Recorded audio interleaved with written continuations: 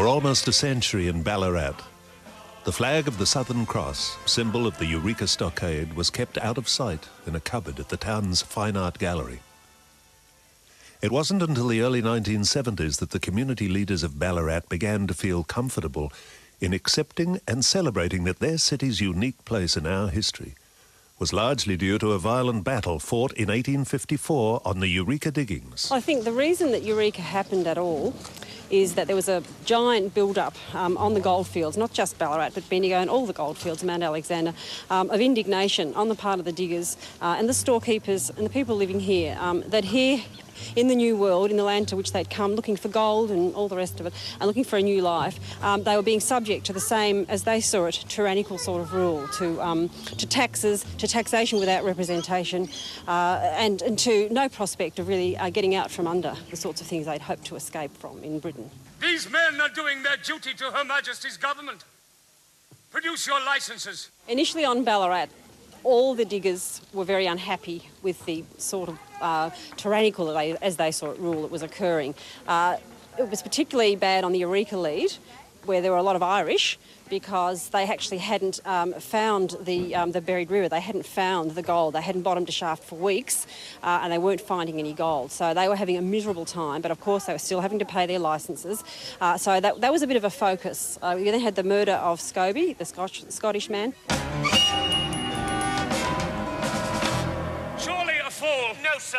Beaten to death around midnight. Trial where the man who'd supposedly murdered him got off scot-free because of a magistrate who was dodgy, I suppose you could say.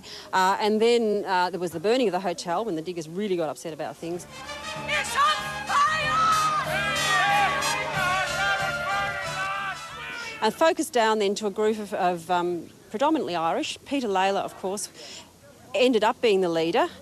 You almost might say he stood up because no one else would. It's up to us, my lads, today to see a new world born. A world where hope and faith give friends is a badge that shall be worn. Freedom is a must and justice is our call. But by the evening of the stockade, before the morning of Sunday the 3rd of December, many of the diggers who'd started in the stockade, who'd been drilling for a couple of days, who'd put the fence up and so on, many of them had gone back home to their families. It was Saturday night. They wanted to go home with their families, be out in the town, have a drink.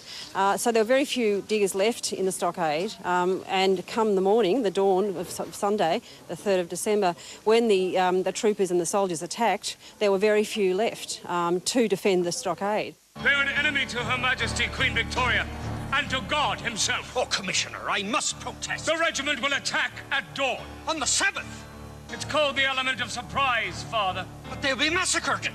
I call down the wrath of God upon you, sir. When the trial came up, Bentley, because of his contacts in the government camp, because he knew magistrate dues, got off scot-free. And that's what really ignited the spark, I suppose, that just upset the diggers completely. You know, he was corrupt government at its very worst, and it was happening here, and there were echoes of this. Had happened before to them back home in the old world, and here was the same thing, British injustice in the colonies. So it was the sort of spark, you know. I've stood here and I've listened to your anger and regret. The time for talk is over. We must take on this threat. Yes. We've only got one option. It is our moral right. I believe it's now our duty to take up arms and fight. Today, the flag has been conserved and mounted, having been unveiled by then Prime Minister Gough Whitlam in 1973. The original Eureka flag is housed here at the Ballarat Fine Art Gallery and is housed in this wonderful space that gives the flag its emotion, its feeling and its sense of that spirit of democracy that is so important to the telling of the Eureka story. It's what we'll do to survive. What in the name of heaven are you ladies doing You here? wouldn't mind, Father, but there was nowhere else clean enough for us to sew. So? The stockaders need a flag, Father. It's the Southern Cross. Oh, but we need white cloth for the stores. I've been looking for the church linen. Not the outer cloth, no. Well, no choice then, ladies. Oh, Lord! Lord, forgive you, ladies. You cannot make an object of war in a house of peace. One can claim that Eureka was the birthplace of the Australian spirit.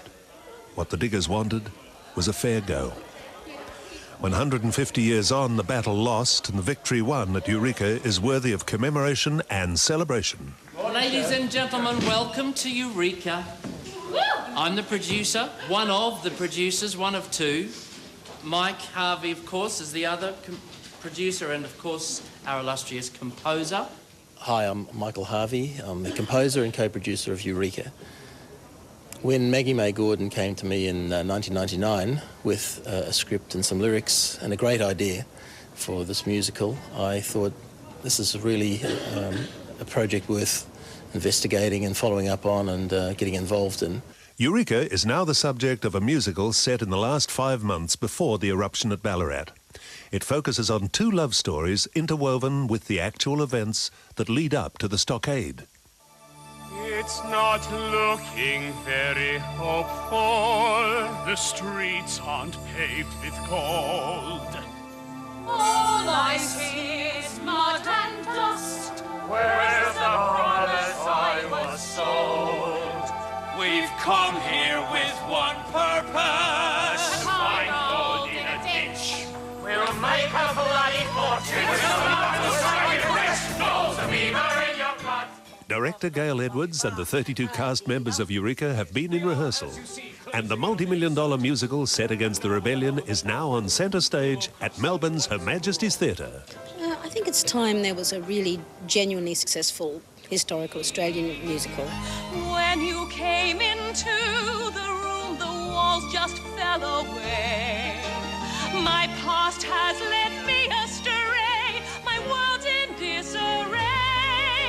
You showed me a different way the day you came into my life. Bridie and Sean are fiction. Commissioner Grey is based on the real commissioner. Hotham is a real character, and Lady Hotham, and they really did arrive in Melbourne on that date, and they really did double the licence taxes, and they really did have an investigation into the goldfields. Lawler, of course, Peter Lawler is real. Alicia, his fiancée, is real. They later married and had a life together. Paddy O'Malley is based on Scobie, who was a miner who was beaten to death. Bentley, who runs the Eureka Hotel, is real. A real-life character who was a corrupt ex-convict and a thug, and he did, in fact, beat up Scobie in the middle of the night. I guess Amanda Muggleton's character is based on Lola Montez, who's actually a couple of years later. She came to the goldfields later than the Eureka Stockade, so we've cheated there. We've based her on Lola, but we call her Mercedes Cortez. So she's a kind of conglomeration, if you like. But most of the characters, with the exception of Bridie and Sean, are real, or based on a real character. Even if we feel it, even if we care, even if we want to, have a life to share. It's a long way from here to where you're standing. It's a long way from there to me. So my name is Gabriella Tylesova, and I'm a costume designer on Eureka, the musical.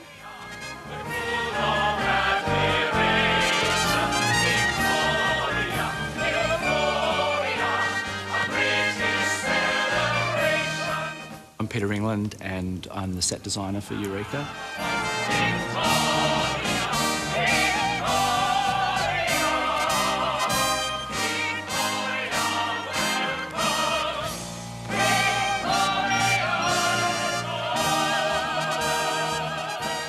We started, as references, I'm basically looking at period drawings, and as well, just general, books like Victorian costumes for ladies, they are actually references from the time, and you can actually look at the original garments as well. A charming reception. It preferred the Crimea. We're at your disposal, our first native soiree. What's on the menu?